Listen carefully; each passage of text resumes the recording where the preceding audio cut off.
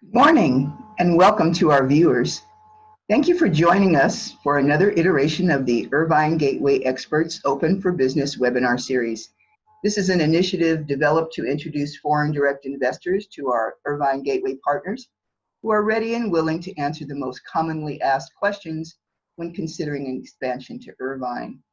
Today, we're pleased to welcome Andrew Bernstein and Alim Malik from Jackson Titus, providing significant information on one of the top-rated concerns when considering expansion into Irvine, the legal considerations for establishing a business in the U.S. Andrew and Alim are experts in their industry and dedicated in helping foreign direct investors make wise, informed decisions that are critical for your business success in this complex arena.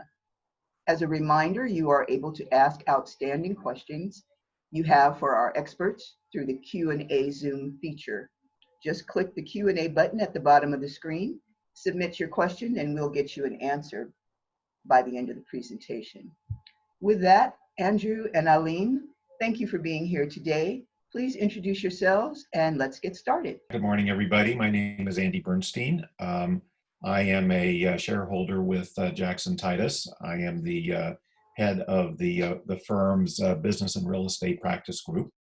And I'm joined by my partner, Alim Malik. And Alim is the head of our litigation department and also president of our law firm. So we're here today to talk to you about some of the important issues to consider when starting a business venture in California. We've had the opportunity to talk to several UK companies considering opening here in Orange County and specifically in Irvine as part of GICC's Ready for Business initiative. And so we've been asked in this context of this seminar to talk about some of the key issues that companies such as yours are interested in, the questions that we get the most often. So sort of a greatest hits, if you will, of the questions we've been getting from our people that we've been talking to over the several months that we've been doing this now, probably over a year now. So in any event, first, just something very short about the firm.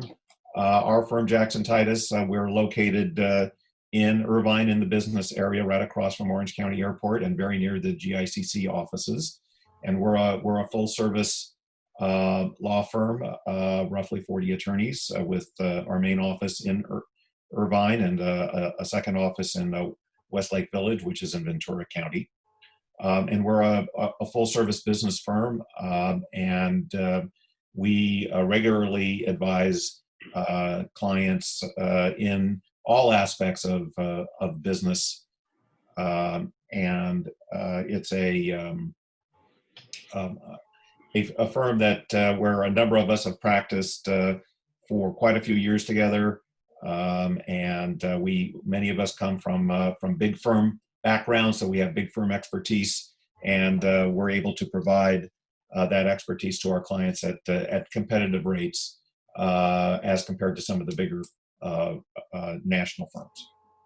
So with that brief commercial, let's talk about the first topic that we get asked a fair amount, which is financing. As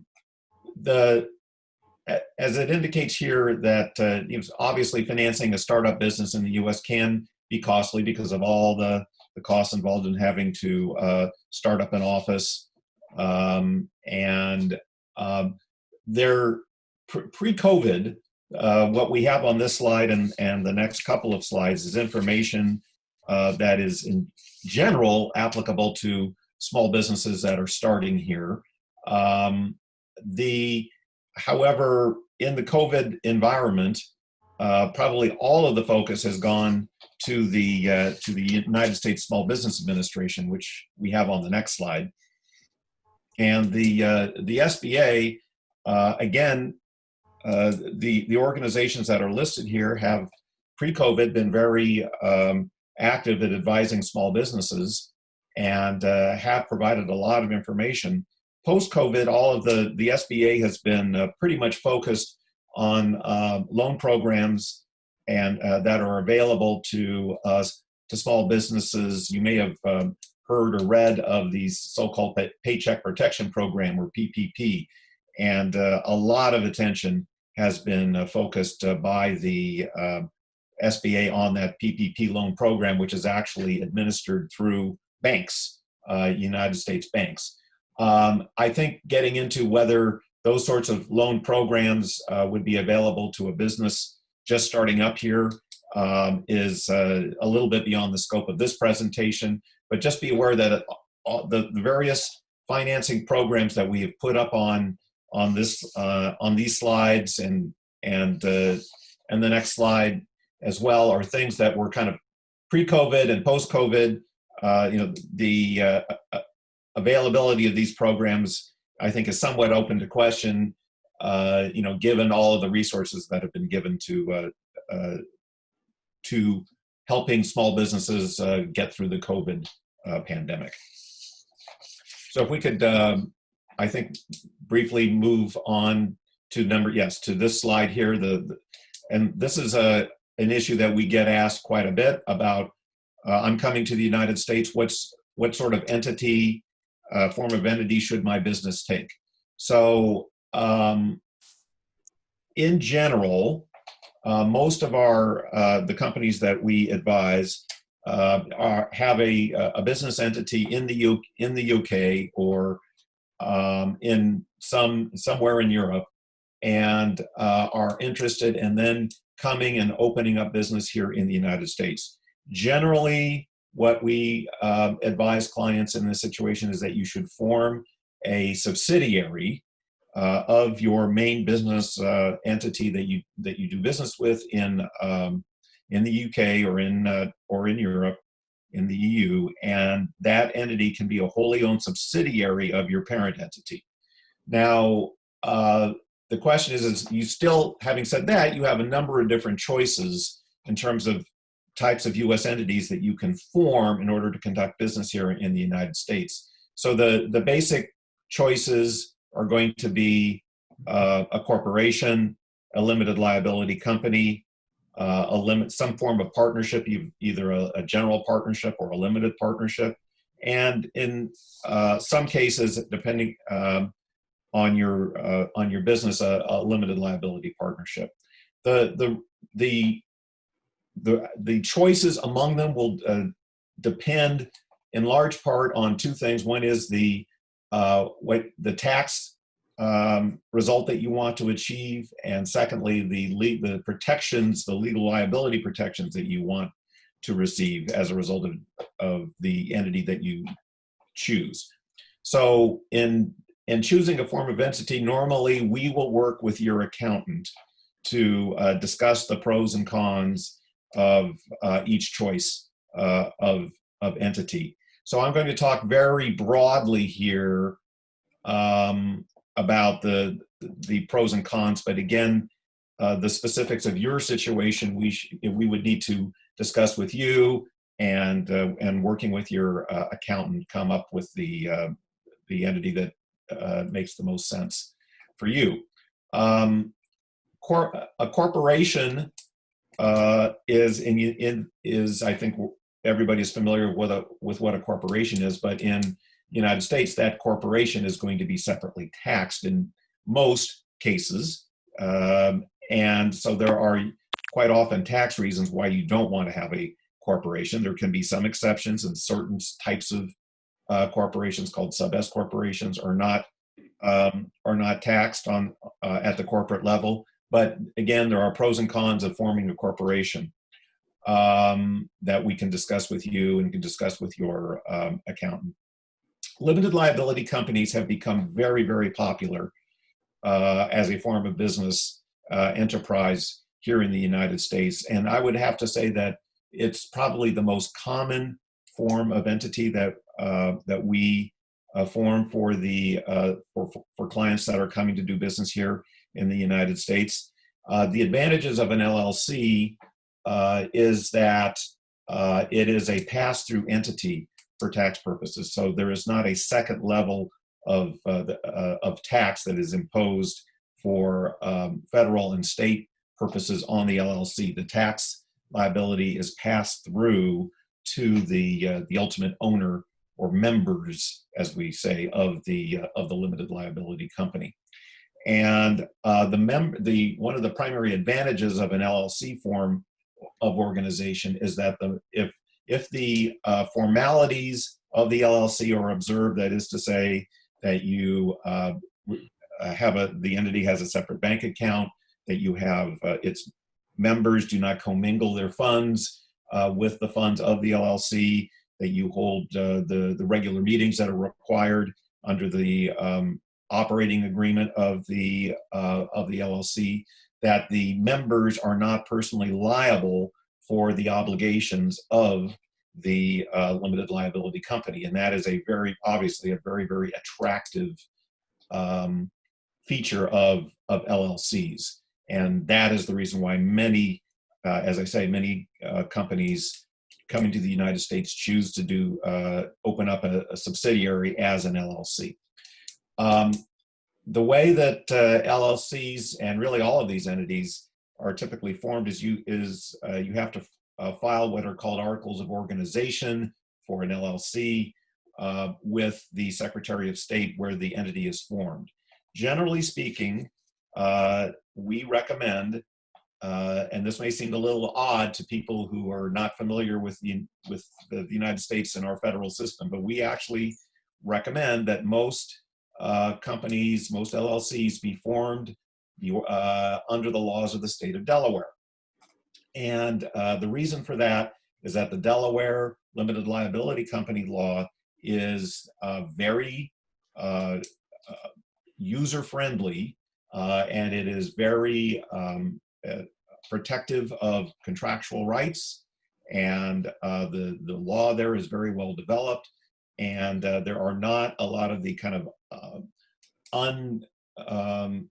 landmines that exist under the laws of some other states, that if you that you get some unpleasant surprises that the law deems you to have, given certain, rights to minority shareholders or minority members that you might not have otherwise expected. So our advice, and we can always talk about this in more depth, the pros and cons when we talk to you specifically about your situation, but in general, we recommend forming your LLC under the laws of the state of Delaware. And then what you do is you then take your Delaware entity and then you bring it to California and you register it with the California Secretary of State to do business. And the actual formation of the entity and the qualification of it to do that entity to do business in California is something very routine. We do it all the time. We have a legal assistant who is very familiar, very accomplished at doing this, and has a checklist of information that we would need. And we've done this successfully for UK companies coming here and forming entities in the US. The only thing I would point out right now is that it's taking a little bit longer because of COVID at the California Secretary of State level. So if you're planning on coming here anytime soon, I would get started sooner rather than later.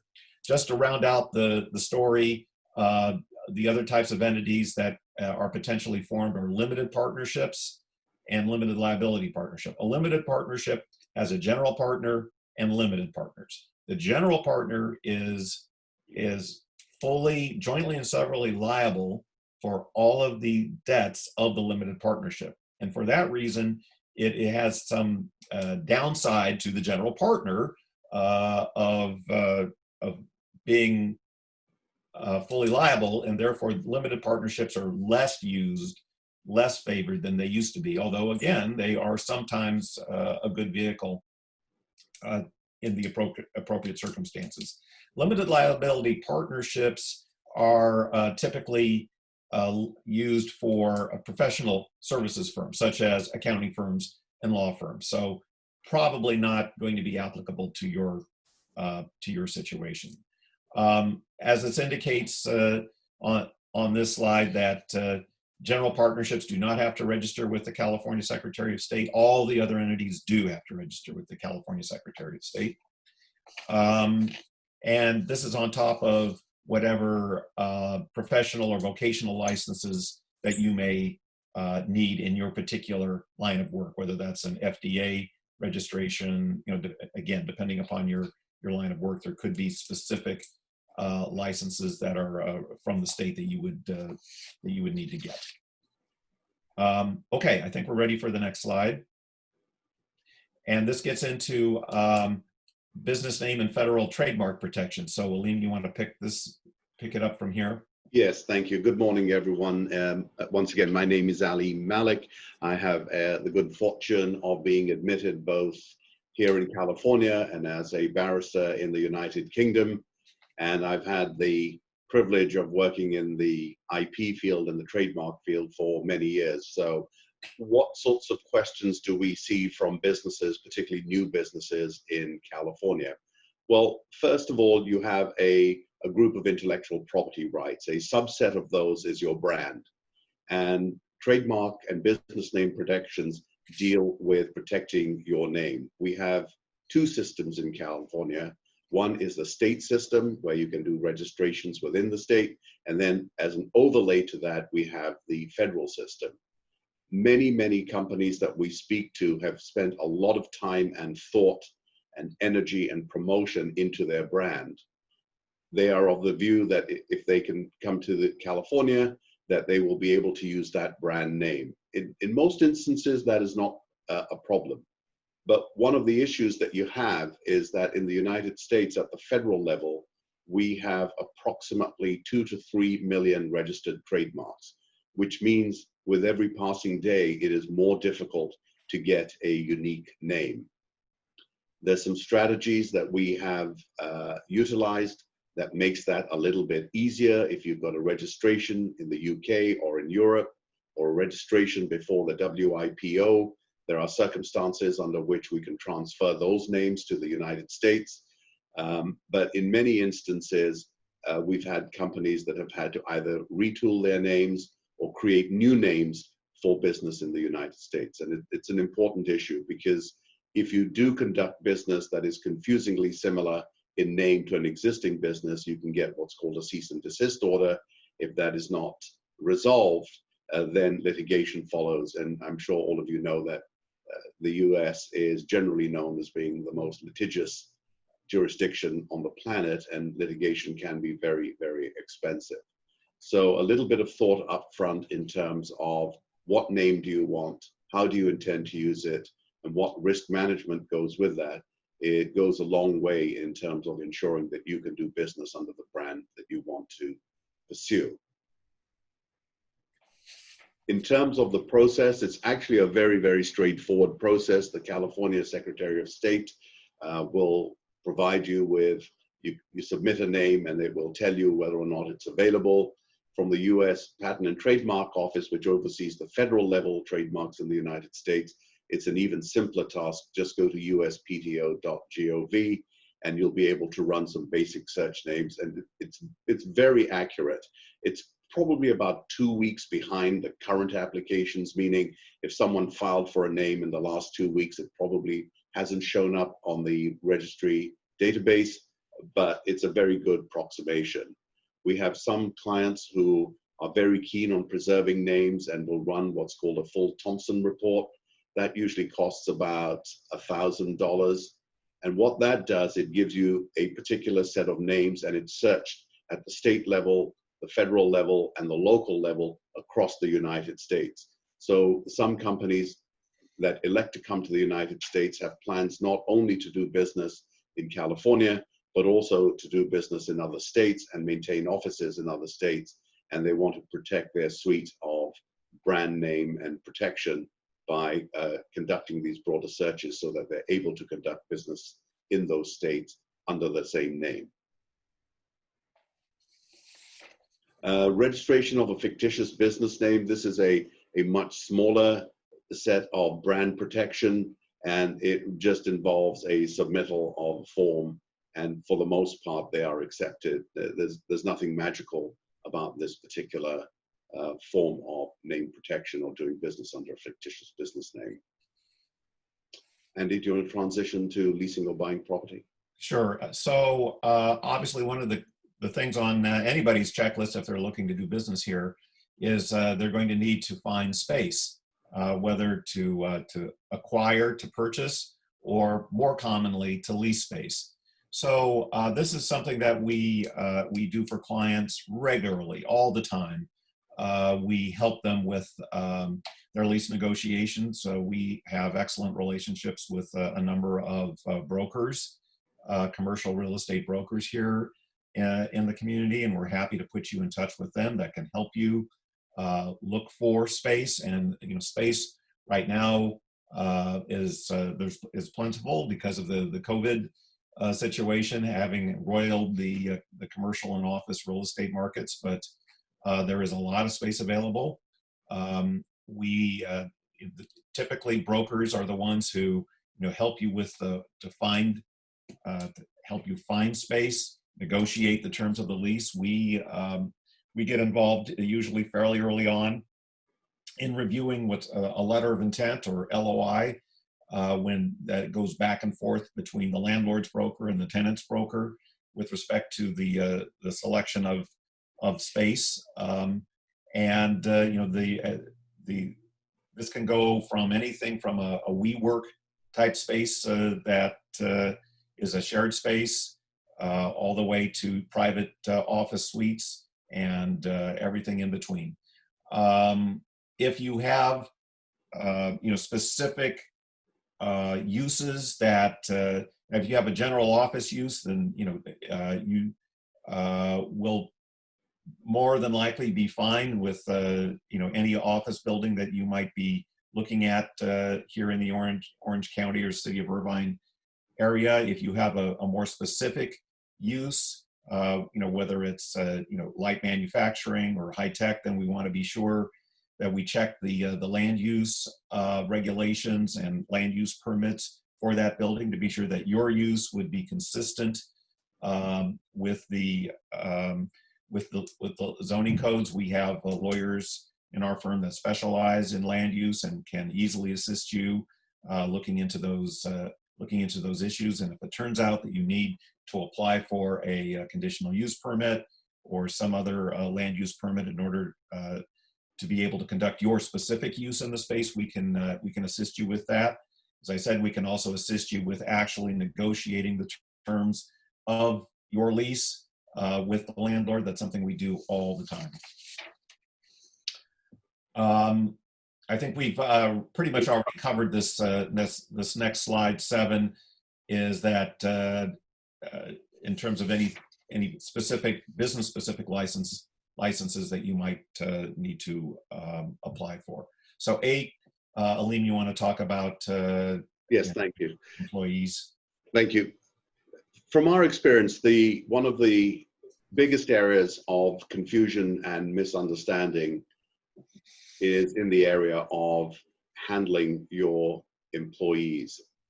And what I mean by that is that the companies coming in from the UK and Europe are very familiar with the regulations that apply in those jurisdictions and are of the view that there should be something parallel to that in the United States. There are some similarities between the two systems, but the United States is peculiar in the sense that we have both state and federal laws that will govern the same employees. In many instances, you have a system of rights under the federal laws, and the states then tend to expand on those laws. And it can create a bit of a minefield depending on which area that you're in. Now, it's beyond the scope of this seminar to talk about all the employer responsibilities and all the employee rights. So I'll go through really the high points that exist here in the United States where employees are concerned. The area of inquiry that we get the most is, what is the basic status of an employee in California? California has its own series of laws under the labor code, and probably the most important is that employees, unless there's a contract to the contrary, are at-will employees. And that means that the employee can be terminated or can resign at any time with cause or no cause. So it gives fairly broad protection to the employer in the event that they want to discharge someone, subject to a number of caveats, and also gives the employee the ability to leave at short notice. Most people are used to the notion in the United Kingdom of giving 30 or 45 or 60 days notice. Typically, unless it's in a contract, those types of notice requirements don't apply here. The second area is when we have businesses coming to California, they're very keen on mitigating some of their employer risks by entering into independent contractor agreements. In California, until about a year and a half ago, it was perfectly acceptable to have independent contractor agreements that are very, very typical, meaning that the individual is providing services to a business, the individual is not an employee, the individual is not eligible for employee benefits, and the contract essentially defines the relationship between the entity and the independent contractor. That all changed about 18 months ago based on a case called Dynamex, where the California Supreme Court essentially turned the old model on its head, and now you're presumed to be an employee unless you can meet certain requirements, and the burden is on the employer to show that the individual is not an employee. This is really a very, very big swing in terms of the employer-employee relationship, and is something that needs to be taken into account when you draft your independent contractor agreements. In most instances, the basic rule is that if the employee provided a group of services, but you decided to replace that employee with an independent contractor, and the independent contractor is providing the same services that is not different from the business of the employer, that independent contractor is in fact an employee. So you had a company that was in the delivery business, it tried to have all its drivers be independent contractors, and the court said no, because the drivers are in fact doing the business, the core business of the entity, and therefore they were employees. Now, there are exceptions to it, but we have had this sea change here in California in terms of the employer-independent contractor relationship. The other area that is of tremendous importance to companies coming to California is how do they protect the intellectual property rights, their trade secrets, and issues that they have disclosed to their employees when the employee has now threatened to leave or is leaving for a new business. Again, California is different to most of the states in the sense that California values employee mobility. So typical instruments that have been used both in Europe and in the United Kingdom and in some of the other states here, which are non-competition agreements, are disfavored in California. And for the most part, unless that you meet certain requirements and you have a very, very clear set of documentation, including documentation to protect your trade secrets, it's going to be very, very difficult, if not impossible, to enforce a non-compete in California. There are certain circumstances where you can enforce it. For example, if you sell your business and you don't really want the seller competing with you because you've now bought the goodwill, under those circumstances, California will take a good hard look at the non-compete and determine whether or not it's going to be enforceable. And there's some statutes under the Business and Professions Code that give some benefits to a business. But insofar as non-competes are concerned, those are, for the most part, disfavored. Finally, as you know from the recent COVID experience, with the number of unemployed people rising so sharply, both state and federal level, the legislature has been changing the rules in terms of how to protect employees, how to deal with employees leaving on medical leave, what are the rules on paid leave, unemployment benefits, and a whole spectrum of other issues, again, beyond the scope of this seminar. But that body of legislation is now slowly being worked through to determine what impacts does it have on an employer. And it is very, very complicated at this point in time to determine exactly what a specific employer's rights are vis-a-vis someone, particularly someone who is going to be out on medical leave and medical leave related to COVID. What benefits flow to that individual? What are the burdens? Do you have to keep that person's job open? Questions of that nature. Again, beyond the scope of this particular seminar, but something that you should be aware of. Immigration status, I only touch on this because about 6 to 8 months ago, the climate was very different, and it has really very little to do with COVID, but there has been an administration change in policy here in the United States. You may have read about it. Typically, with people coming over to the United States, there are a number of different visas that you can use. One of the visas for bringing in talented labor is called the H-1B. There are now limits to that. There are limits as to which areas they're going to accept H-1B applicants from, they being the federal government that controls immigration in the United States. And at this point in time, it's very difficult to say what the new regulations are going to be and who's going to be eligible for qualification to come into the United States. In other words, for a business coming to California, you need to think long and hard about how your business is going to be serviced, who's going to be providing the services, and the immigration status of that individual. If you do take on an employee, there are rules and protocols in the United States that you must comply with to show that the individual is entitled to work in the United States. It's a very basic requirement, and it's going to be enforced even more rigorously than it has been in the past. Risk mitigation. This is a broad suite of issues. As I said before, California is a litigious state, the United States in particular. And so one of the most obvious things that you need to think about is how do you protect yourself against risk? And the easiest way to do it, both here and in the UK, is to think about your insurance capacity and your insurance risk. So you have general liability policies. I think that's very self-explanatory. If you don't feel that that risk, that policy limit is enough, determined by what area you're in, you may want to buy umbrella coverage. Of course, umbrella or excess coverage, that tends to be a lot cheaper than primary coverage under the general liability policy. In the United States, cybersecurity policies are the norm. Pretty much every business has them. Even we as a law firm have cybersecurity policies. Just the nature by which we're transacting business, you cannot get away from that risk. And then EPLI policies. This is particularly important. These are policies specifically designed to protect employers against liability claims brought by their employees.